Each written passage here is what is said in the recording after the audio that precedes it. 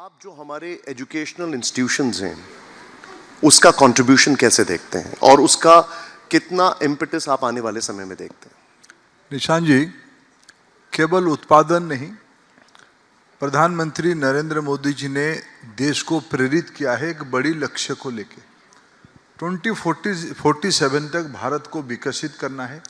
भारत को एक developed nation के रूप में ले जाना है। अभी भारत दुनिया की इन दिनों में 2-3 दिन के अंदर एक नई ऊंचाई तक पहुंचा है, 4th लार्जेस्ट इकोनॉमी बनी है। हम जर्मन, चाइना और अमेरिका के पीछे हम लोग अभी खड़े हैं और हमारे सामने 2047 में डेवलप्ड नेशन होने की टारगेट है। हमारी अर्थनीति की साइज $4 ट्रिलियन है। इसको आगे ले जाके आने वाले 22 साल में कुछ अर्थशास्त्री कहते हैं ये $30 ट्रिलियन तक भी पहुंच सकता है।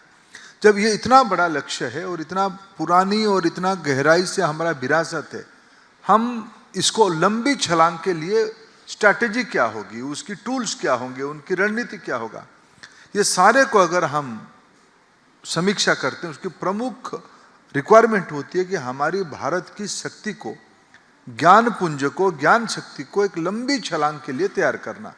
जिसलिए 34 साल के बाद 2020 में प्रधानमंत्री जी ने, जिसको अभी प्रारंभ में हेमंत जी कह रहे थे, हमको लंबे समय तक पराधीन करने के लिए अंग्रेजों ने मैकॉले मिनट्स में यही तो लिखा था, जब तक भारत की मूलभूत शिक्षा ढांचे को हम तोड़ते नहीं, उसको खत्म नहीं करते हैं, उसको धराशायी नहीं करते, हम लंबे समय तक भारत को अर्थनैतिक और राजनीतिक दृष्टि से गुलाम नहीं रख सकते हैं। उसी मैकॉले पद्धति को हम लोग आज़ादी के उपरांत भी चलाए। 34 साल के बाद पहली बार 2020 में राष्ट्रीय शिक्षा नीति की जो मूलभूत परिवर्तन हुआ है, हमें भारतीय शिक्षा प्रणाली की ओर ले जाना है।